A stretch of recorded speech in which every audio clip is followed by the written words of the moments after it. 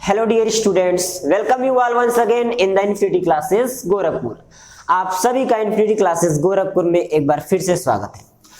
तो चलिए students, I hope आप सभी लोग अपनी पढ़ाई को कंटिन्यू कर रहे होंगे। जैसा कि आप लोग जान रहे हैं, बोर्ड के एग्जाम जो है हायर क्लासेस के, इंटरमीडिएट और हाई स्कूल के नज़दीक आते जा रहे हैं, और तो उसी के अकॉर्डिंग जो है आप लोग अपने प्रिपरेशन को जो है थोड़ा और जो है स्पीड दीजिए, ताकि जल्दी जल्दी उसको कवर अप कर सके आप लोग।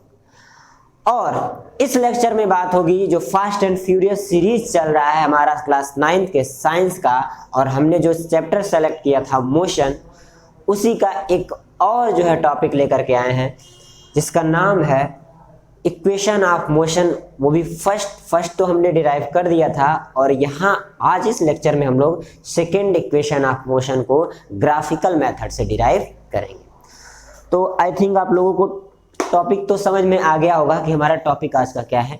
ठीक है, टॉपिक हमारा होगा equation of second equation of motion by graphical method, यानी कि ग्राफ के मेथड से second equation of motion, that means s is equals to ut plus half at square को डिराइव किया जाएगा। क्लियर? तो चलिए सबसे पहले अपने हम लोग टॉपिक को जो देख लेते हैं, second equation of motion. Second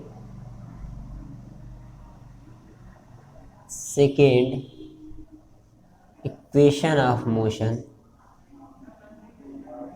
second equation of motion, second equation of motion by graph, second equation of motion by graph। ठीक है, ये हमारा आज का topic, second equation of motion by graph, यानी कि ग्राफ के माध्यम से जो है हम लोग सेकेंड इक्वेशन ऑफ मोशन को डिराइव करेंगे। फर्स्ट इक्वेशन ऑफ मोशन में हम लोगों ने वेलोसिटी और टाइम के रिलेशन से जो है ग्राफ को जो है ड्रॉ किया था, और उससे जो है हमने फर्स्ट इक्वेशन ऑफ मोशन को डिराइव किया था। आज के इस लेक्चर में जो सेकेंड इक्वेशन ऑफ मोशन हम लोग डिराइव करेंगे, उसका ग्राफ भी कुछ पहले जैसा ही होगा, लेकिन थोड़ा सा उसी ग्राफ में चेंजिंग करके जो है हम लोग सेकेंड इक्वेशन ऑफ मोशन को भी डिराइव कर लेंगे। बहुत ज़्यादा आप लोग को इसमें जो है कंफ्यूज होने की ज़रूरत नहीं है। ऐसा भी नहीं है कि बहुत डिफरेंट है, बिल्कुल उसी ग्राफ से जो है हल्का सा चेंजिंग होगा। जैसे उसमें हम लोगों ने वेलोसिटी और टाइम के बीच का रिलेशन ग्राफ जो है रिप्रेजेंट किया था, और इसमें जो है क्या करेंगे, पोजीशन और टाइम के बीच का रिलेशन लेकर के हम लोग चलेंगे। ठीक है, तो किसके किसके बीच का रिलेशन रहेगा? पोजीशन और टाइम के बीच का, पोजीशन एंड टाइम के बीच का, पोजीशन टाइम। ठीक है, पोजीशन टाइम रिलेशन होगा ये। अब कैसे होगा आगे देखते हैं। पोजीशन टाइम रिलेशन, अब देखिए, जैसा कि जो फर्स्ट इक्वेशन ऑफ मोशन था उसका ग्राफ था, हमें डिराइव कौन सा इक्वेशन करना है? सेकेंड वाला, यानी कि s is equals to ut plus 1/2 at का स्क्वायर। इसी इक्वेशन को हमें डिराइव करना है। हमने जो ग्राफ उसमें ड्रा किया था वो ये था कि ये हमारा था y एक्सिस, और ये था हमारा x एक्सिस। ये x है और ये y एक्सिस है। ठीक है, x एक्सिस पे हमने टाइम को रिप्रेजेंट कर दिया, सपोज कीजिए टाइम हो गया x एक्सिस पे, और y एक्सिस पे हम क्या करते हैं, वेलोसिटी को रिप्रेजेंट कर देते हैं। y एक्सिस पे हमारा हो गया वेलोसिटी।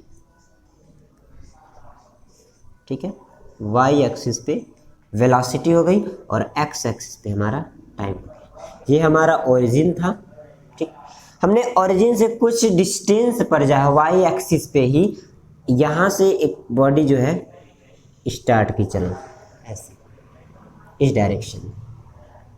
इसे हमने नाम दिया था ए, क्लियर है। यहाँ हमने दिया बी, यहाँ से हमने एक परपेंडिकुलर ड्रा किया था, ठीक है। ये एक स्लोप है, ठीक है। स्लोप हमें क्या बताता है, एक्सेलरेशन बताता है। जो पिछले वाले लेक्चर को हमारे देखे होंगे उन्हें अच्छे से समझ में आ रहा होगा कि जो ए बी हमारा क्या है, स्लोप है। और इस स्लोप के अंदर जो हमारा डिस्टेंस है या डिस्प्लेसमेंट दोनों कह सकते हैं, क्योंकि ये स्ट्रेट लाइन मोशन हम लोग पढ़ रहे हैं, ठीक है ना। स्ट्रेट लाइन मोशन में डिस्टेंस और डिस्प्लेसमेंट सेम होगा। तो आइए देखते हैं क्या करेंगे हम लोग। यहां से हमने क्या किया, एक परपेंडिकुलर ड्रा कर दिया, ये रहा, ठीक है। परपेंडिकुलर ड्रा कर दिया, इसको हमने नाम दे दिया सी का। और यहां से जरा इसको जो है ज्वाइन कर दीजिए, ये रहा हमारा, इसका नाम हम दे देते हैं ई, ठीक है। ई हो गया। और यहां से इसको ज्वाइन कर दीजिए, इसको कर देते हैं डी, हो गया। ये इनिशियल, यहाँ जो ऑब्जेक्ट ए पोजीशन पे उसकी इनिशियल वेलोसिटी हमने यू ले ली, ठीक है। यहाँ देखिए, यहाँ पे इस पॉइंट पे वेलोसिटी उसकी जीरो होगी, लेकिन इनिशियल हमने यू ले ली। यहाँ फाइनल वेलोसिटी हमने क्या ले लिया, भी ले लिया, क्लियर है। फाइनल वेलोसिटी हमने भी ले लिया और इनिशियल वेलोसिटी हमने यू ले लिया। पहले वाले में हम लोगों ने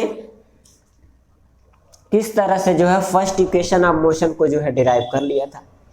अब इसमें सेकेंड इक्वेशन ऑफ मोशन में जो है, जो हमारा ये स्लोप ए बी जो स्लोप है, वो जितना जो है डिस्टेंस कहिए या डिस्प्लेसमेंट कहिए वो कवर कर रहा है, वही हमारा एरिया होगा। यही जो ओवरऑल एरिया है, यानी कि कह सकते हैं ओ A B C. O A B सी जो पूरा एरिया है हमारा, देखिए यहां से पूरा ओ ए बी सी का ये पूरा एरिया, यही हमारे पास टोटल एरिया है। इस टोटल एरिया में आपको ये पूरा ट्रेपीजियम दिख रहा है, लेकिन ट्रेपीजियम जो है हम लोग थर्ड इक्वेशन ऑफ मोशन को जब डिराइव करेंगे उसमें देखेंगे। लेकिन इसमें देखिए, इस ट्रेपीजियम में ओ ए बी सी के ट्रेपीजियम में आपको एक ट्राइंगल दिख रहा होगा और साथ ही साथ एक रेक्टेंगल भी दिख रहा होगा।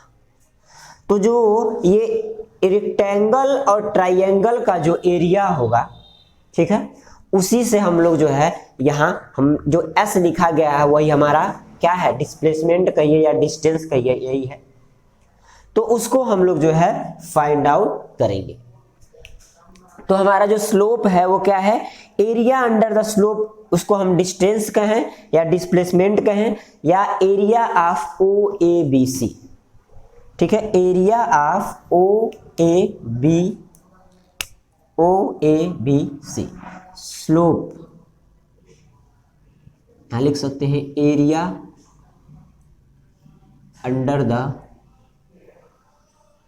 Under slope. क्या है हमारा, डिस्प्लेसमेंट,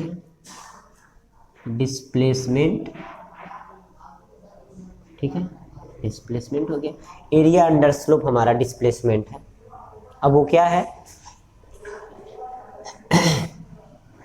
या इसके आगे लिख सकते हैं हम लोग का एरिया अंडर स्लोप डिस्प्लेसमेंट, और एरिया किसका होगा, area of O A B C. तो ओ ए बी सी जरा देखिए, ओ ए बी सी यहाँ लिखेंगे जो हमारा टोटल डिस्टेंस होगा, ठीक है ना। जो हमारा टोटल डिस्टेंस हमारा क्या है, यही है पूरा डिस्टेंस कहिए या डिस्प्लेसमेंट कहिए। तो लिख सकते हैं area of O A B C is equals to area of triangle. कौन सा बन रहा है ट्राइंगल, देखिए A B D. Area of triangle A B D कर दीजिए आप, plus area of rectangle area of rectangle कौन सा होगा हमारा, ओ ए डी सी कर दीजिए, ओ ए डी सी। ठीक है, यही दोनों हमारा एरिया है, यानी कि ये हो गया हमारा इधर, ये हमारा रेक्टेंगल हो गया और ये हमारा क्या हो गया, ट्राइएंगल हो गया। ठीक है, ये रेक्टेंगल और ये ट्राइएंगल, इन्हीं दोनों का एरिया हमारा डिस्प्लेसमेंट होगा। चलिए आगे बढ़ते हैं। तो हमें पता है area of triangle A B D, तो एरिया ऑफ ट्राइएंगल का जो फार्मूला होता है वो होता है हमारा half base into height, base into height. ठीक है, बेस इंटू हाइट हो गया, प्लस एरिया ऑफ रेक्टेंगल होता है length into breadth, length into breadth. अब आइए देखते हैं, 1/2 बेस इंटू हाइट। जरा देखिए इस ट्राइएंगल का बेस क्या है, एडी है, ये ए डी क्या है, इसका बेस है ए डी, इंटू हाइट कितना है B D, A D into B D होगी। अब प्लस, अब लेंथ देखिए इस ट्राइएंगल का, सॉरी रेक्टेंगल का, इसका लेंथ क्या है, ओ सी है, क्या हमारा ओ सी, ओ सी इंटू ब्रेथ क्या है, यही चौड़ाई है, इधर से लीजिए चाहे इधर से लीजिए, यानी कि ओ ए कर सकते हैं, ओ ए। अब आगे आइए, अब जरा देखिए 1/2 ए डी, ए से लेकर के डी तक क्या दिखा रहा हमें, देखिए ए से लेकर के डी तक ये लाइन इस लाइन के पैरेलल है, यानी कि हमें टाइम रिप्रेजेंट कर रहा है हमारा एडी। एडी हमारा क्या है, चूंकि एडी क्या है हमारा टाइम है, एडी क्या हमारा टाइम हो गया। अब आगे देखिए, तो यहाँ एडी की जगह तो टाइम हो जाएगा, लेकिन बचा हमारा बीडी। जरा इधर देखिए, बी से लेकर के डी, तो जरा देखिए जो बीसी लाइन है, बीसी जो लाइन है हमारा, वो किससे किससे बना है, बीडी और डीसी से मिल करके बना हुआ है।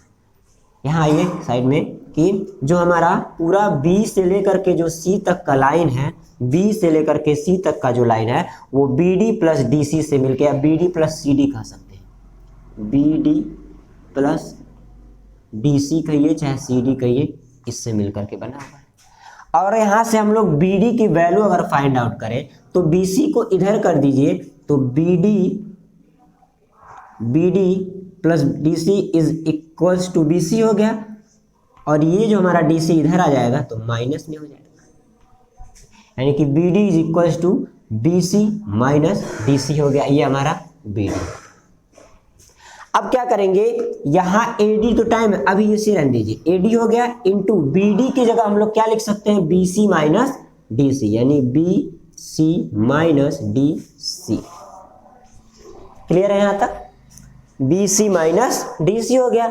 आप प्लस इधर हो गया ओ सी इंटू ओ ए। अब देखिए सब कुछ हमें मिल गया है।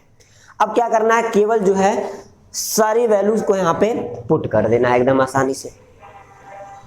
तो पुट कीजिए वैल्यू को, 1/2 इंटू ए डी कितना है जरा देखिए, तो ए से लेकर के डी यानी कि टी हो गया, इंटू बी सी, बी से लेकर के सी तक, देखिए शुरू एकदम यहाँ स्टार्टिंग से लेकर के लास्ट तक जो वेलोसिटी हमारी फाइनल है वो क्या है, भी है, माइनस।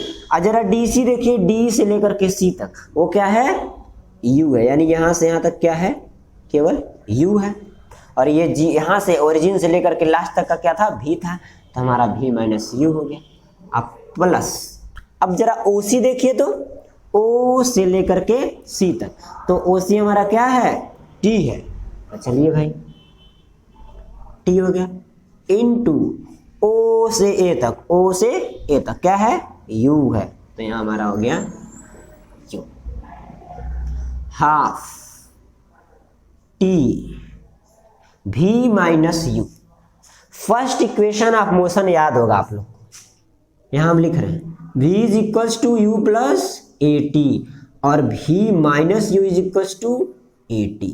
जरा बताइए तो क्या v माइनस यू की जगह हम लोग 80 लिख सकते हैं? बिल्कुल लिख सकते हैं। तो ये हो गया हमारा 80, अब प्लस यू टी कर दीजिए। अब थोड़ा सा इसको सही कर लीजिए, 1/2 या तो यू टी को आप लोग पहले लीजिए, यू टी हो गया ये, अब प्लस 1/2 टी का मल्टीप्लाई टी में तो टी स्क्वायर और ए से पहले था ए टी स्क्वायर। और देखिए area of triangle, area of O A B C हमारा क्या है? टोटल डिस्टेंस कहिए या डिस्प्लेसमेंट कहिए, तो हमारा क्या है? टोटल डिस्टेंस या डिस्प्लेसमेंट? यस। तो जरा देखिए S इज इक्वल्स टू, ये रहा हमारा सेकेंड इक्वेशन ऑफ मोशन। क्या हो गया? S is equals to u t plus half a t का स्क्वायर। तो देखिए उसी ग्राफ से, पहले वाले ग्राफ से ही हमने किस तरह से जो है सेकेंड इक्वेशन ऑफ मोशन को जो है डिराइव कर दिया। अब इसी से फर्स्ट इक्वेशन ऑफ मोशन भी डिराइव हो गया था बिल्कुल इजीली, और इसी ग्राफ से सेकेंड इक्वेशन ऑफ मोशन भी डिराइव हो गया। और इससे अच्छी बात अभी और ये भी है कि इसी ग्राफ से हम जो है थर्ड इक्वेशन ऑफ मोशन को भी डिराइव करेंगे। देखिए ग्राफ एक ही बना, रिलेशन अलग अलग करके first equation of motion, second equation of motion and third equation of motion एक ही ग्राफ से जो है हम आसानी से डिराइव कर सकते हैं। और ये बहुत इंपॉर्टेंट होता है, ग्राफिकल मेथड से डेरिवेशन बार बार आता है। और ग्राफ जो है हमेशा हमेशा जो है ग्राफ फिजिक्स में बात करें, चाहे वो मैथमेटिक्स हो चाहे केमिस्ट्री की भी बात करें, तो ग्राफ समझना बहुत ही इंपॉर्टेंट होता है। ग्राफ के क्वेश्चन हर एक फील्ड में आपको देखने के लिए मिलेंगे, चाहे वो आप कंपटीशन लेवल तक भी चले जाइए, वहाँ भी आपको ग्राफ मिलेगा।